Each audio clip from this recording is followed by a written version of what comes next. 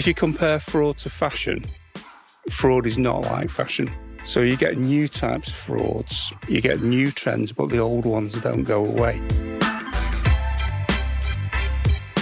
I think what organisations have got to decide is which little piggy are you going to be?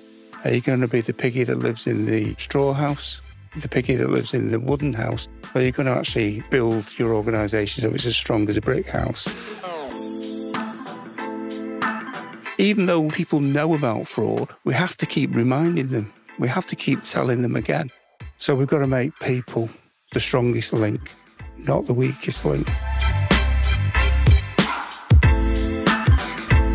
Hello and welcome to What the Fraud, a podcast by Sumsub, where digital fraudsters meet their match. I'm Thomas Taraniuk, Head of Partnerships at Sumsub, the global verification platform helping to verify users, businesses, and of course, transactions. Sumsub has over 2,000 clients in fintech, crypto, transportation, trading, e-commerce, and also gaming industries. Averting digital fraud is what we do best, and that's exactly what this podcast is all about. Fraud, it's safe to say, remains a huge problem for present-day businesses. Can you believe it? In every hour of 2023, there were 97 cybercrime victims. That's a total of 33 billion account breaches. And the cost of cybercrimes is actually projected to reach 10.5 trillion by 2025. In my everyday partnerships remit at Sumsub, I meet hundreds of businesses across different industries and disciplines. All of them are impacted by fraud, which is why we decided to make this podcast and help businesses and their owners get prepared for a future of more advanced fraud and, of course, more advanced capabilities to combat criminals. To kick off the series in today's episode, we're peering into our digital crystal ball and checking out the biggest fraud trends and predictions for 2024. Today's guest is Peter Taylor, also known as the Fraud Guy. Peter is an experienced fraud consultant, supporting companies with their fraud strategies to help them fight back against cybercriminals. He started his career with Greater Manchester Police, becoming the head of fraud for major loss adjusters. Peter has even made an appearance on your TV screen, previously featuring in the BBC's Fraud Squad. For the very first episode of What the Fraud podcast, we couldn't have any other guest than the Fraud Guy. Peter, thank you for joining us today. Thank you, Tom. So, I wanted to start off with a real-life case. A man in China recently transferred $622,000 to his friend's account during a video call with him. But alas, it also turned out to be a deepfake scam, where the criminal had used artificial intelligence, or AI, to recreate this friend's likeness, including also his face and his voice. I think it's a stark reminder of how these complex frauds are roping in more victims and draining vast amounts of money. So you've spoken before about your success in saving your clients millions with effective anti-fraud strategies. May I ask, how exactly do you do this? Being a simple man, I have a simple plan. You have to understand what the frauds are. You have to understand the type of people that are committing them. So you're looking at the risks that you face. And then the question I ask myself, 4 simple questions, which is, how can I prevent this from happening? I accept that prevention is never 100%.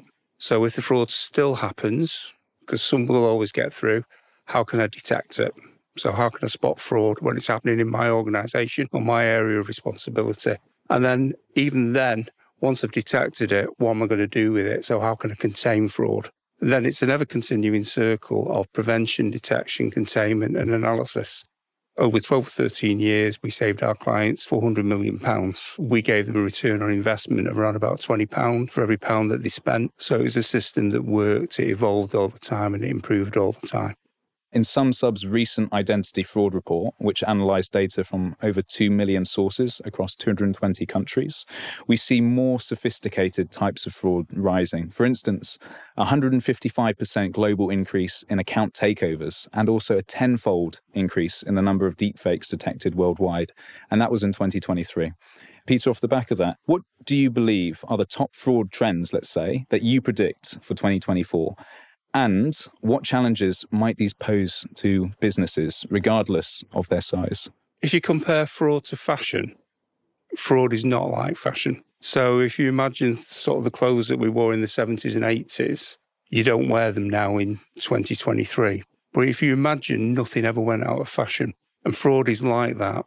So you get new types of frauds, you get new trends, but the old ones don't go away. So the first time I became aware of fraud was the 419 letters from Nigeria. And the 419 letters, were sent by post to businessmen and people in Britain saying, we've got £1 million in the bank and we'll do a deal with you and you can have that £1 million. You just need to send us £200 or £2,000 or whatever. So I saw them years and years ago, but they're going out today.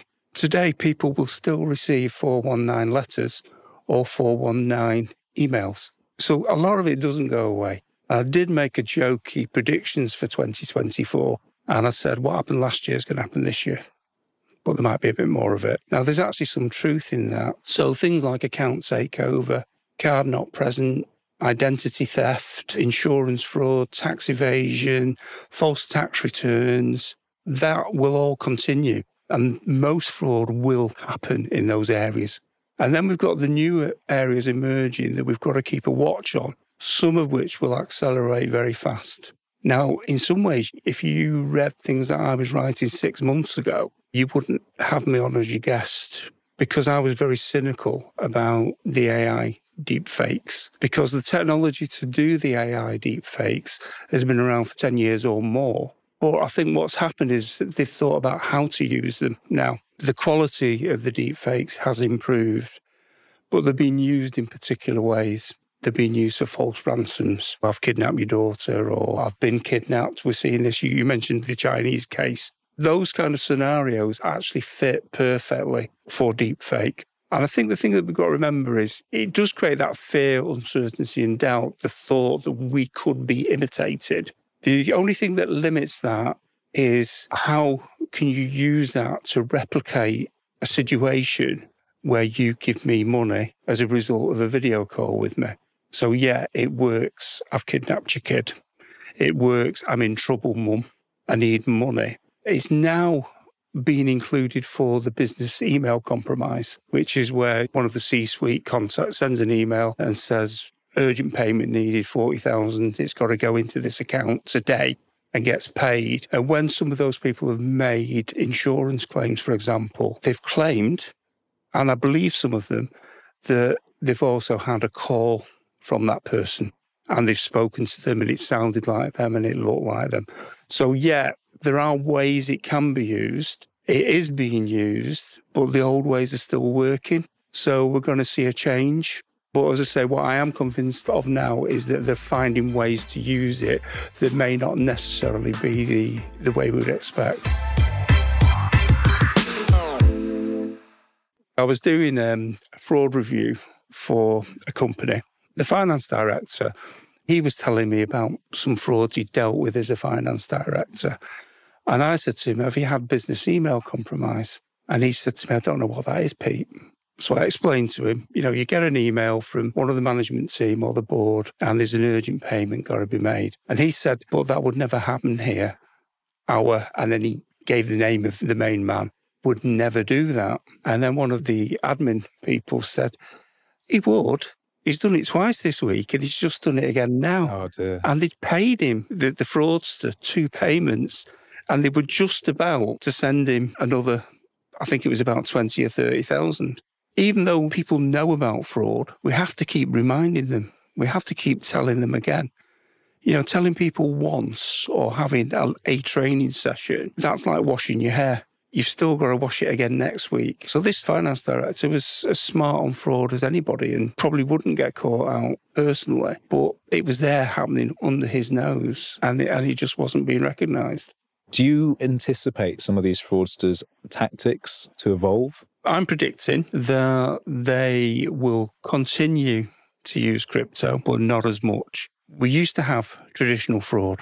So that was your white collar government insurance fraud. And then we had cyber fraud, which was all done online, done on the dark web. And then the other side to it was organised crime, your normal organised crime gangs who would do things like drugs, prostitution, trafficking, protection rackets.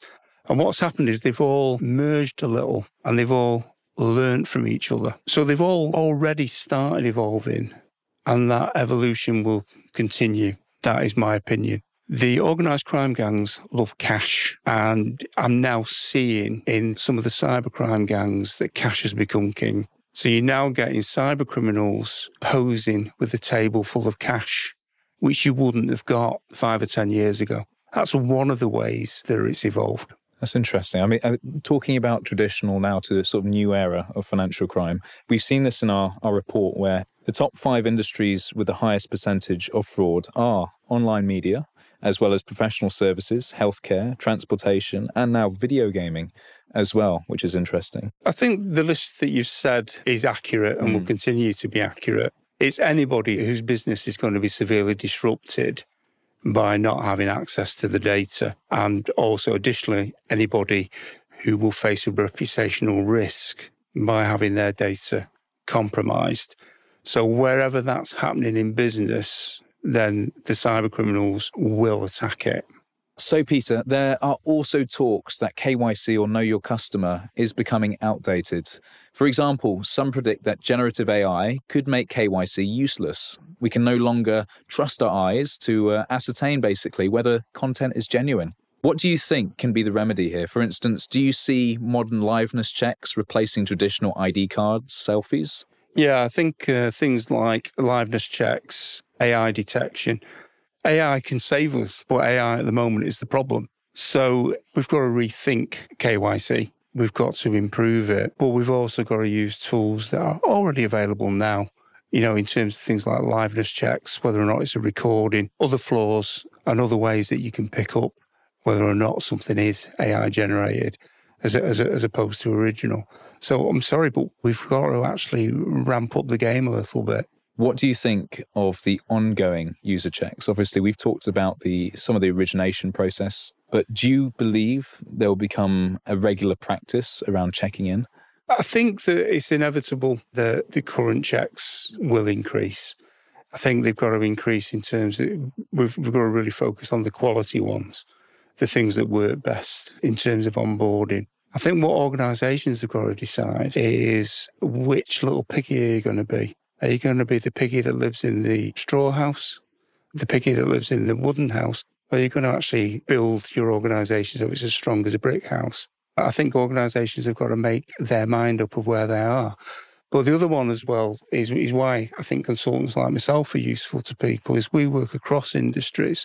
So we've got a clearer picture of what the benchmarks are, you know, and we can actually say, where do you actually want to be on this? And actually, again, because people do pay for consultancy, when you're told that you're actually a straggler when it comes to counter fraud because of the systems that you're using, because of where you're investing in your fraud solutions, then they do tend to pay attention and actually do something about it.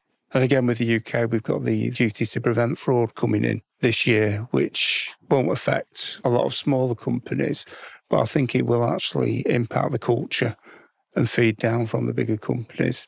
You know, that there are consequences for failing to prevent fraud if you as an organisation benefit from that. That's one of the biggest worries from people like the regulators that I've seen, is when an organisation turns around and says, we'll just put the price up, we'll absorb fraud.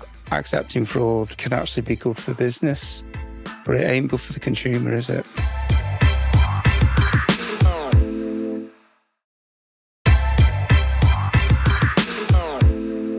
Hello and welcome back to What the Fraud. I'm Thomas Taraniuk and I'm here with Peter Taylor, the fraud guy. Glad to be back.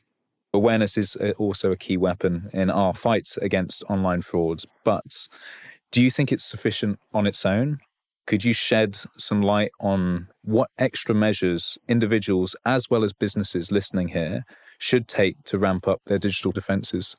One thing I've not mentioned, which I think is a really significant factor in the rise of fraud, particularly cyber fraud, is we often talk about it and we say the dark web.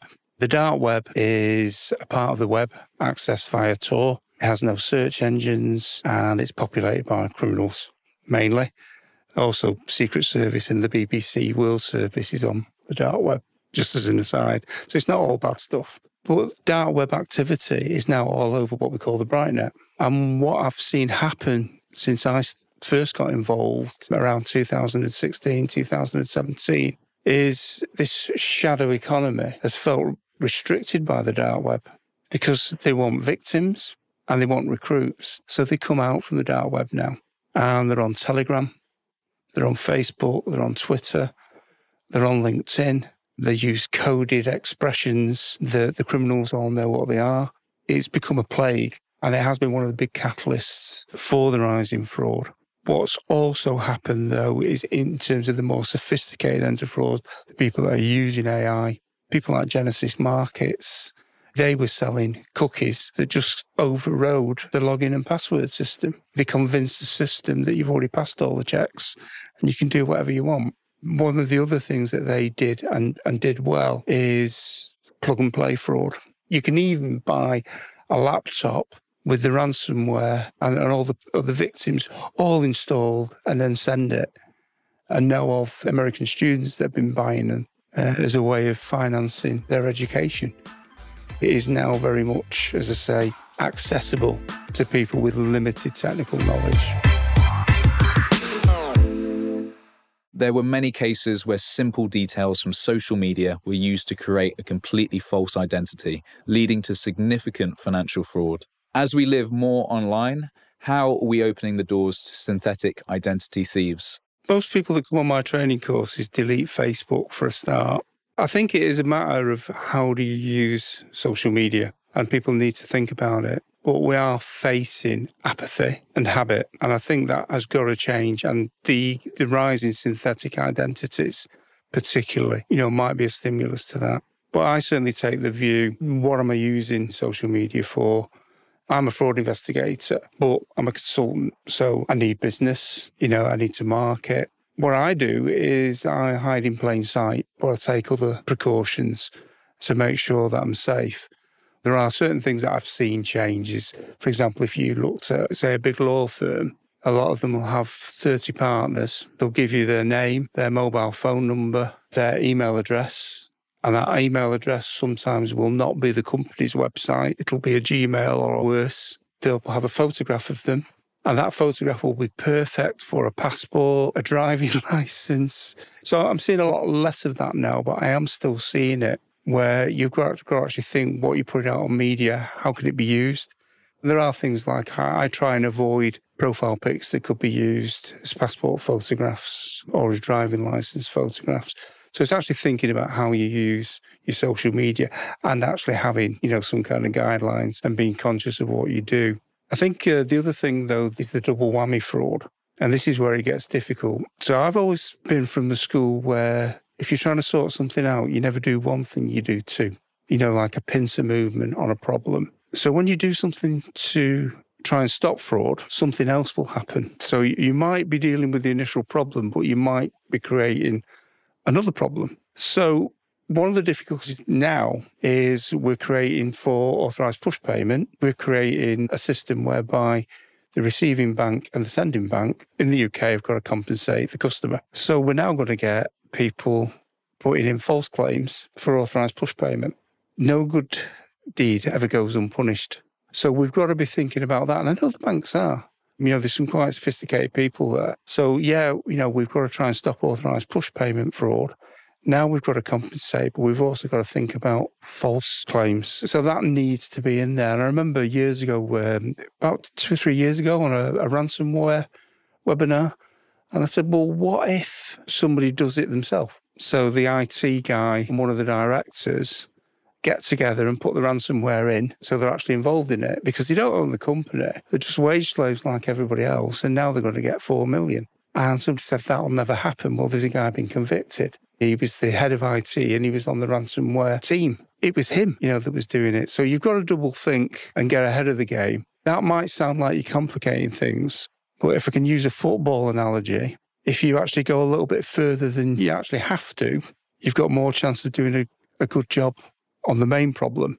And in football, we always say when you're taking a penalty, you don't shoot for the back of the net, you shoot for 20 yards behind the net. That shot is more likely to go in. So I think we've got to be a bit smarter and not do just enough, actually do the right thing. And also consider, as I say, that whenever you do something good, something else might happen as well. And it's better for you to have thought of that and planned for it, or at least prepared for it. So to sum up, can you give our listeners your top 3 tips on protecting themselves and also their businesses from online fraud in 2024? First of all, the basics of using all the data and the systems and the automation that is available to you to protect yourself from fraud. You can't not do it nowadays. Anything else is foolish. So it's about how you use technology. Absolutely. The second one, though, is instead of people being the weakest link, help them to become the strongest link. So in your organisation, I do a lot of training for organisations, and I've changed that training. So instead of going in there and warning them about fraud and that they might commit fraud and they better not do it, I teach them all how to protect themselves from fraud risks and cyber risks. And they love it and they take it on board. But because they're now equipped to protect themselves, they'll then naturally protect the organisation. So we've got to make people the strongest link, not the weakest link. And that continues through as well, is the technology must be supervised by a human. Because you've got to remember, all this technology is still trying to become sentient, and it isn't, but people are. I've seen a good example of it being done, which is the Department for Work and Pensions. They put in an AI system. People express doubts, so they've changed how they use it. They've not got rid of it, but what they've done now is when something is flagged, instead of the payment stopping or being suspended, they wait until they've got further evidence. Yeah, so they're making a better decision. Peter, thank you for coming on the podcast today. It was great to get your insights and also your first-hand experience in terms of what you've seen around the space, as well as answer some critical questions, which I think everyone are very, very interested in finding out a little bit more insight into. So thank you. Thank you very much. I really appreciate the opportunity, and I'll also look forward to further episodes as well. Thank you for joining us on today's episode of What the Frauds. On the next episode, we'll be investigating the world of AI-generated fraud. Last year, in fact, a study found that almost 1 in 12 Britons have already been targeted by cybercriminals. And these cybercriminals were impersonating their loved ones using technology to clone their voices. And, of course, businesses are being impacted too. So if AI-generated payment scams are indeed left unchecked, it's estimated it could cost businesses globally $343 billion, and this is by 2027. We'll be discussing AI as a double-edged sword and also the risks of AI-generated fraud, like deepfakes, for instance, versus, of course, we've discussed it a lot, AI-powered solutions for business protection. All right, you savvy listeners, don't be a digital wallflower. Hit the follow button on your favorite podcast platform.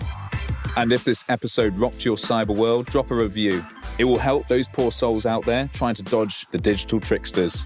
And if you want to hear more about what we can do at Sumsub and how your business can benefit from our verification services, definitely check out our website at www.sumsub.com. And of course, subscribe to all of our socials.